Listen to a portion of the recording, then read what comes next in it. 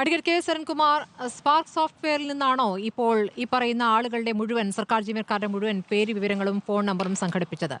അങ്ങനെയല്ല എങ്കിൽ അത് വിശദീകരിക്കേണ്ടതുണ്ട്. മോദി സർക്കാർ ചെയ്യുന്നുണ്ടല്ലോ, അപ്പോൾ വിമർശനമില്ല, ഞങ്ങൾ ചെയ്യുമ്പോഴാണോ വിമർശനം എന്ന ചോദ്യം രാഷ്ട്രീയ ചോദ്യമാണ്. അത് കോൺഗ്രസ് പ്രതിനിധി അല്പസമയത്തിനകം വരുമ്പോൾ നമുക്ക് ചോദിക്കാം. പക്ഷേ എന്തുകൊണ്ട് നിങ്ങൾ ഇത് ചെയ്യുന്നു എന്നതിൽ ഒരു വിശദീകരണം.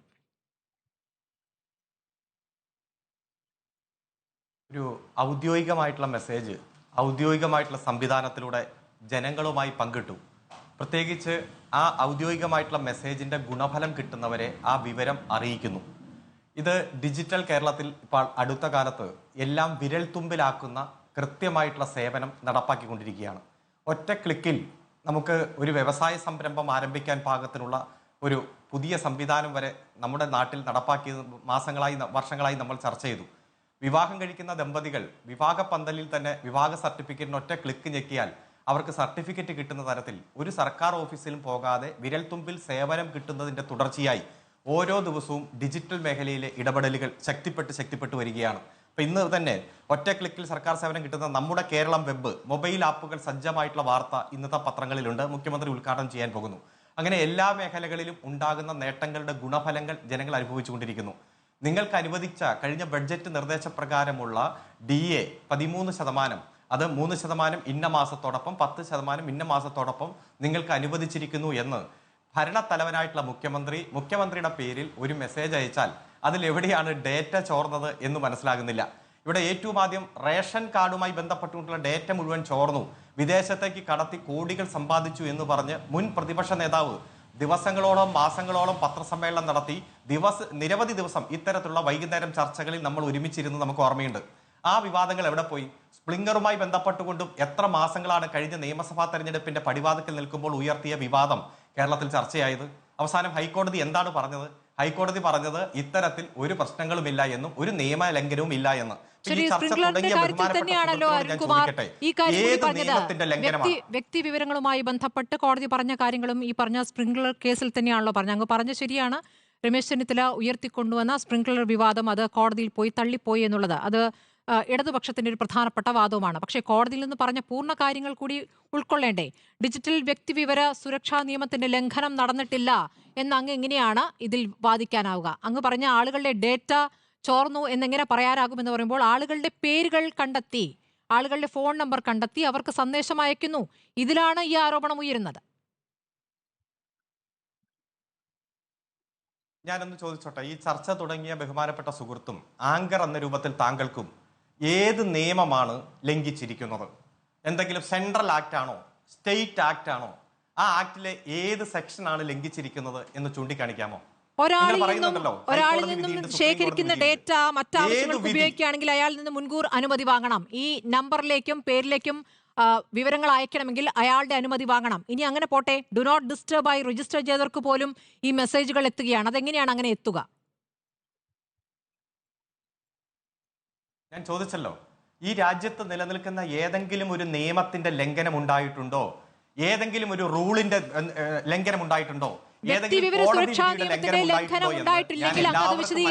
ഭാഷയില് അല്ല, ഞാൻ പറയട്ടെ. എന്താ മാഡം ഇത്? ഞാൻ എന്റെ സമയമല്ലേ? നിങ്ങളുടെ ചർച്ചയ്ക്ക് വന്നിരിക്കുന്നത് എന്റെ പ്രസ്ഥാനത്തിന്റെ വാദം ഈ അവസരത്തിൽ പറയാൻ വേണ്ടിയിട്ടാണ്. ഞാൻ ചോദിക്കട്ടെ, ഏതെങ്കിലും ഒരു നിയമം? ഞാൻ വളരെ മര്യാദയോടെ ഇരിക്കുക. ഞാൻ ഒരു തർക്കത്തിന് വന്നതല്ല.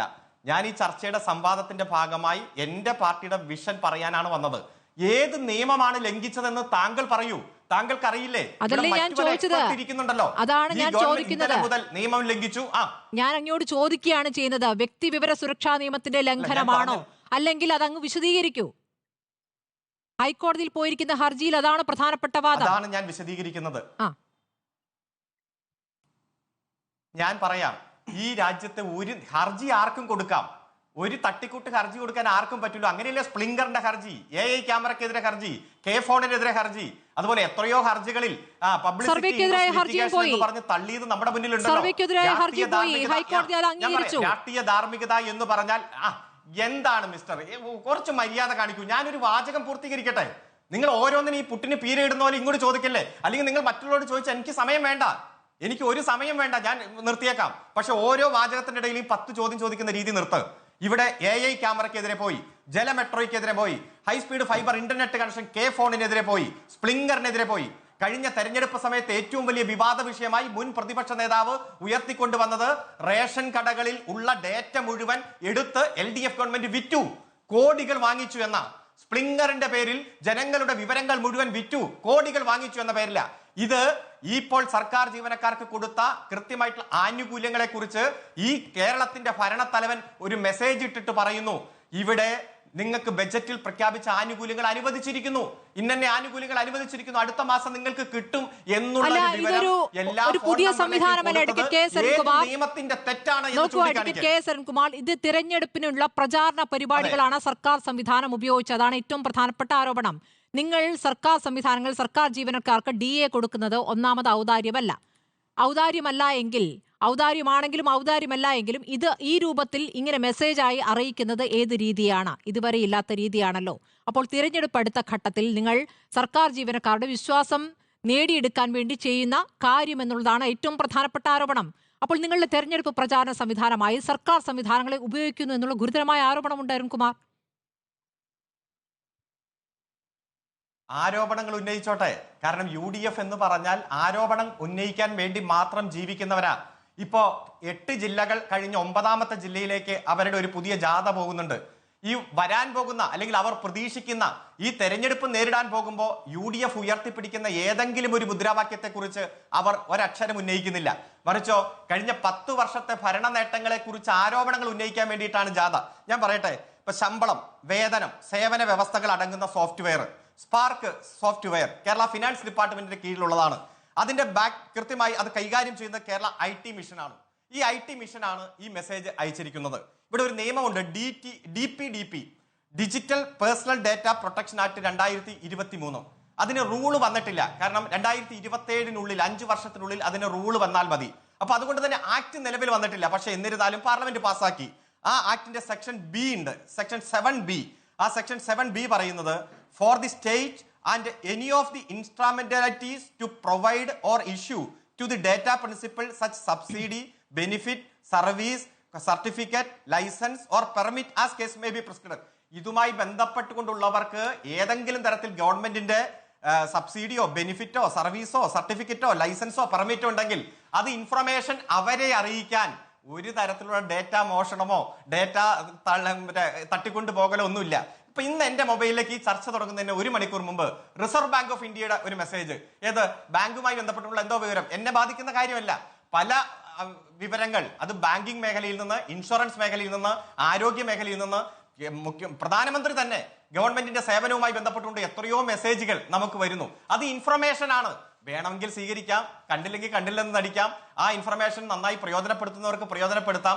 അത് ഒരു തരത്തിലും ഒരു ഡേറ്റ മോഷണമല്ല, ഡേറ്റ അടിച്ചുമാറ്റലല്ല, ആരോപണം ഉന്നയിച്ചവർ തെരഞ്ഞെടുപ്പ് തന്ത്രമല്ല എന്ന് കൂടി പറയാമോ? പരിശോധിക്കട്ടെ. തെരഞ്ഞെടുപ്പ് തന്ത്രമല്ല എന്ന് കൂടി പറയാമോ? ഒരു തെരഞ്ഞെടുപ്പ് തന്ത്രമല്ല, പോലും. അപ്പൊ സർക്കാർ ജീവനക്കാർക്ക് നൽകുന്ന കാര്യങ്ങൾ വാട്സ്ആപ്പ് മെസ്സേജ് വഴി നൽകിയാലേ അത് അവരിലേക്ക് എത്തുകയുള്ളൂ എന്നൊരു സംശയമുണ്ടോ? പെൻഷൻകാർക്ക്, ഏത് തരത്തിലും ഗവൺമെന്റിൽ നിന്ന് സേവനം കിട്ടുന്നവർക്കും സേവനം കൊടുക്കാൻ ആഗ്രഹിക്കുന്നവർക്കും പരാതികൾ അയക്കുന്നവർക്കും എല്ലാം സ്വന്തം മൊബൈൽ ഫോണിൽ നിന്ന് ഡിജിറ്റലായി അപേക്ഷ കൊടുക്കാനും അതിന്റെ സേവനം തേടാനും സേവനം ലഭിക്കാനും സേവനം കൊടുക്കാനും എല്ലാം വിരൽ തുമ്പിൽ നടക്കുന്ന ഒരു ഡിജിറ്റൽ അറിയാത്ത കാര്യങ്ങൾ ഓർമ്മിപ്പിക്കുന്നുണ്ട്. സർക്കാർ ജീവനക്കാരുടെ ഭവന നിർമ്മാണ അഡ്വാൻസ് പുനഃസ്ഥാപിച്ച കാര്യവും അറിഞ്ഞിരിക്കുമല്ലോ, അഥവാ അറിഞ്ഞിട്ടില്ലെങ്കിൽ നിങ്ങൾ അറിയണം. ജീവനക്കാരുടെ ക്ഷേമവും അവകാശവും സംരക്ഷിക്കാൻ ഈ സർക്കാർ എന്നും ഒപ്പമുണ്ട്, വരും നാളുകളിലും ഈ കരുതൽ തുടരും എന്ന പ്രചാരണത്തോടു കൂടിയാണ് ഈ മെസ്സേജ് അവസാനിക്കുന്നത്. ഞാൻ വസന്ത് സിറിയക്കിലേക്ക് പോകും.